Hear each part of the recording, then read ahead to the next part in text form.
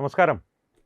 Vattiyoorkavu Vazhottukonam councillor സുഗതന് മേൽ കാപ്പ ചുമത്തി വിയൂർ ജയിലിലായിരുന്നു ഇന്നലെ വരെ. ഈ കഴിഞ്ഞ ദിവസം അദ്ദേഹത്തെ കോടതി സമക്ഷം ഹാജരാക്കിയപ്പോൾ ഒരുപാട് കാര്യങ്ങൾ കോടതിയോട് അദ്ദേഹം പറഞ്ഞു. അതിനെ തുടർന്ന് വട്ടിയൂർക്കാവ് SHOയെ കോടതി രൂക്ഷമായി ശാസിക്കുകയും അവരുടെ കസ്റ്റഡിയിൽ 2 ദിവസം വേണമെന്നുള്ള കസ്റ്റഡി അപേക്ഷ നിരസിക്കുകയും 4 മണിക്കൂർ കസ്റ്റഡിയിലേക്ക് വിട്ടുകൊടുക്കുകയും, അതായത് വട്ടിയൂർക്കാവ് പോലീസിനെ കോടതി രൂക്ഷമായി വിമർശിച്ചു സുഗതനെ പ്രതിയുള്ള അവരുടെ പെരുമാറ്റം കൊണ്ട്. സുഗതനോട് അവരുടെ പെരുമാറ്റം വ്യക്തിവിരോധം വെച്ചുകൊണ്ടുള്ളതാണ് എന്നാണ് സുഗതൻ കോടതിയിൽ പറഞ്ഞത്. കോടതി അത് തത്വത്തിൽ അംഗീകരിക്കുകയും ചെയ്തു. അത് പ്രേക്ഷകർ പ്രത്യേകം മനസ്സിലാക്കുക.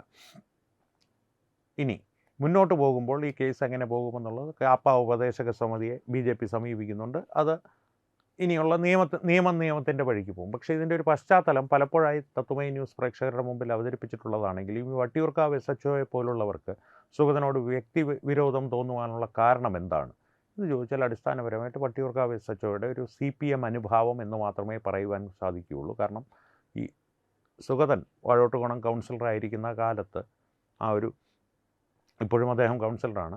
ആ കാലത്തെല്ലാം നമ്മുടെ വട്ടിയൂർക്കാവ് MLA പ്രശാന്തിൻ്റെ മേൽനോട്ടത്തിൽ വട്ടിയൂർക്കാവ് പ്രദേശത്ത് നടക്കുന്ന അമ്പലങ്ങളിലെ ഉത്സവങ്ങളെല്ലാം കലക്കുവാനുള്ള ശ്രമങ്ങൾ നിരന്തരം നടന്നുകൊണ്ടിരുന്നു. തന്നെയുമല്ല, ഗുണ്ടാപ്പിരിവ് ഉൾപ്പെടെയുള്ള കലാപരിപാടികൾ CPM പ്രവർത്തകർ, അനുഭാവികൾ എല്ലാം അനുസ്യൂതം തുടരുവാൻ ശ്രമിച്ചിരുന്നു. അതിനെ ശക്തമായി എതിർക്കുക മാത്രമല്ല, പലപ്പോഴും ഗുണ്ടായുസം കാണിക്കാൻ ശ്രമിച്ച CPIM പ്രവർത്തകരുമായിട്ട് ഏറ്റുമുട്ടൽ വരെ ഉണ്ടാകുന്ന തലത്തിലേക്ക് കാര്യങ്ങൾ കൊണ്ടുപോയി അവരിൽ നിന്ന് നാട്ടുകാർക്കൊരു സംരക്ഷണ കവചം ഒരുക്കുക എന്നുള്ളൊരു പ്രവൃത്തിയാണ് സുഗതൻ ചെയ്തത്. അക്ഷന്തവ്യമായ തെറ്റ്. അതുകൊണ്ട് അദ്ദേഹം കാപ്പ മാത്രമല്ല, അദ്ദേഹത്തിൻ്റെ പേരിൽ UAPAയും എല്ലാം ചുമത്തി സാധിക്കുമെങ്കിൽ നാളെ തന്നെ തൂക്കിക്കൊല്ലണമെന്നാണ് വട്ടിയൂർക്കാവ് നിവാസികൾ CPIMകാരോട് പറയുന്നത്. വെറുതെയാണോ ഇവരെ വീട്ടിലിരുത്തിയത് എന്നും അവർ ചോദിക്കുന്നുണ്ട്.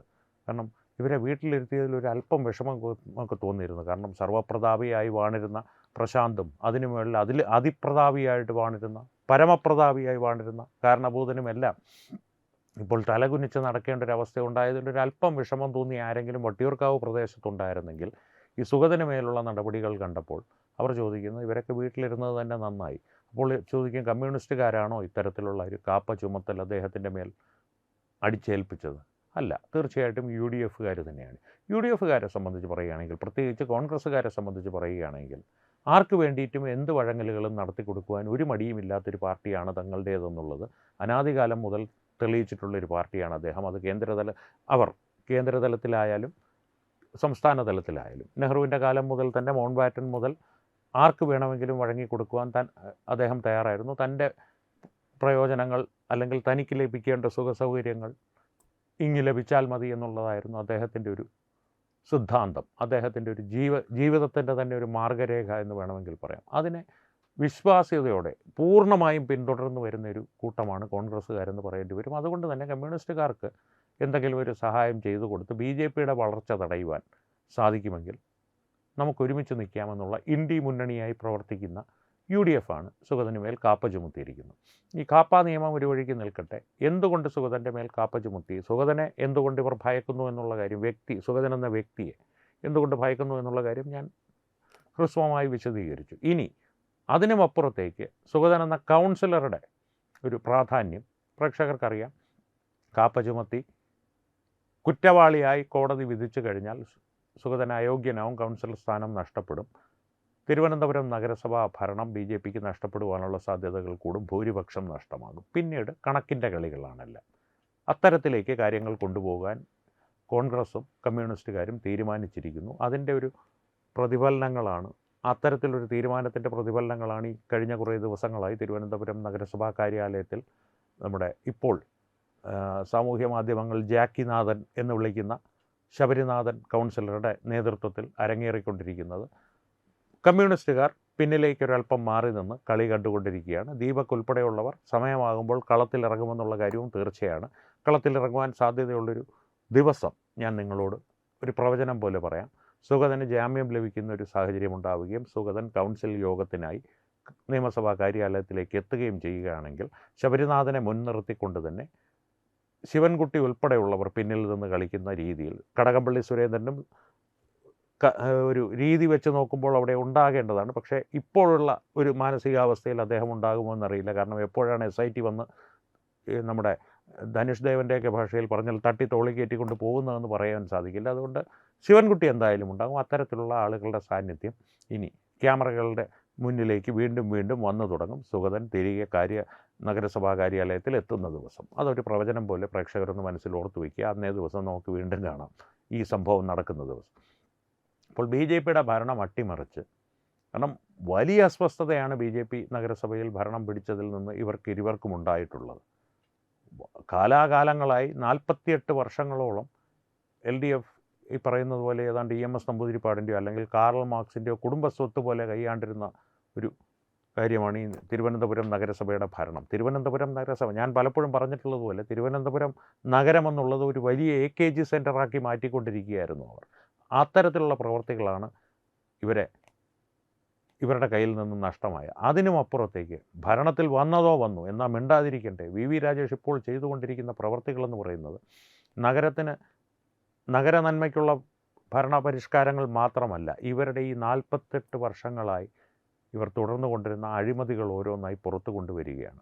ഒപ്പം തന്നെ ഇവരുടെ ഈ പദ്ധതികളുണ്ടല്ലോ, സ്മാർട്ട് സിറ്റി പോലുള്ള പദ്ധതികൾക്ക് ഫോറൻസിക് ഓഡിറ്റ് അദ്ദേഹം പ്രഖ്യാപിച്ചിട്ടുണ്ട്. അതിനുള്ള സ്മാർട്ട് സിറ്റിയുടെ അടുത്ത യോഗം വിളിക്കുമ്പോൾ അതിനുള്ള അപേക്ഷ അല്ലെങ്കിൽ അതിനുള്ള നിർദ്ദേശം ഔദ്യോഗികമായി തന്നെ സമർപ്പിക്കപ്പെടും. ഫോറൻസിക് ഓഡിറ്റ് വന്നു കഴിഞ്ഞാൽ ഈ പൊളിഞ്ഞു വീഴുന്ന, യാതൊരു പ്രയോജനവുമില്ലാതെ കോടിക്കണക്കിന് രൂപ ചിലവഴിച്ച് കെട്ടിപ്പൊക്കിയ ഇൻഡോർ സ്റ്റേഡിയങ്ങൾ, മുകളിലും താഴെയും ഒരുപോലെ അടർന്നു വീഴുന്ന അവസ്ഥയിൽ കിടക്കുന്നവ, മൾട്ടി ലെവൽ പാർക്കിങ്ങുകൾ, ഇതിൻ്റെ എല്ലാം പിന്നിലുള്ള അനീതികൾ പുറത്തു വന്നു തുടങ്ങും.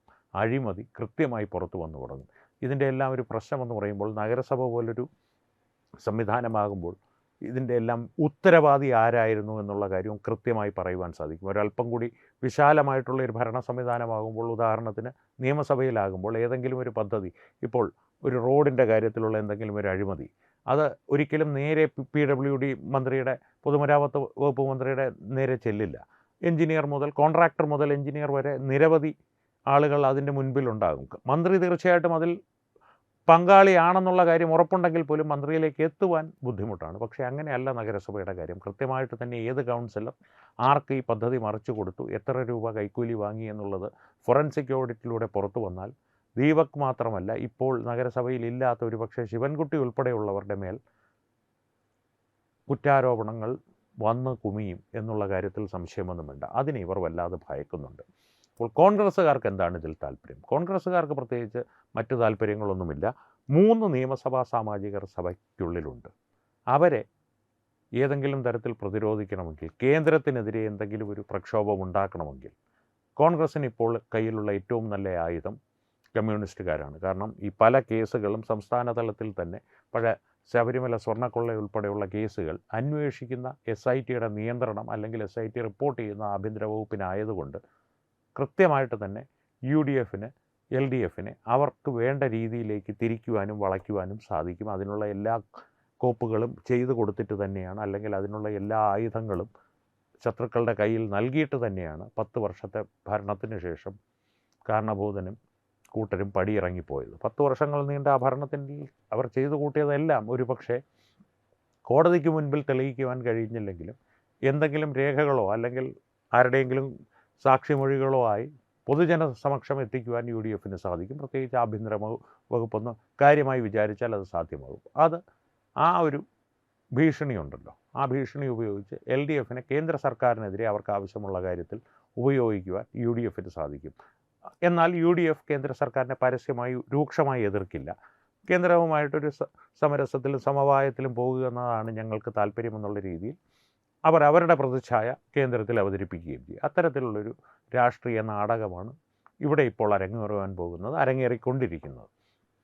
ഇത്രയേ ഉള്ളൂ കാര്യം. പക്ഷേ ഇതിൻ്റെ എല്ലാം മധ്യത്തിൽ വാഴോട്ടുകോണം കൗൺസിലറായ സുഗതൻ എന്ന വ്യക്തി വന്നുപെട്ടത് യാദൃശ്ചികമാകാം, ഒരുപക്ഷെ LDFൻ്റെയും UDFൻ്റെയും ഗതികേട് കൊണ്ടുമാകാം, അല്ലെങ്കിൽ അവർക്ക് സംഭവിച്ച ഏറ്റവും വലിയ അബദ്ധവുമാകാം. സുഗതനെ ഇനി രാഷ്ട്രീയ ജീവിതത്തിൽ പിടിച്ചാൽ കിട്ടില്ല എന്നാണ് രാഷ്ട്രീയ നിരീക്ഷകർ പറയുന്നത്.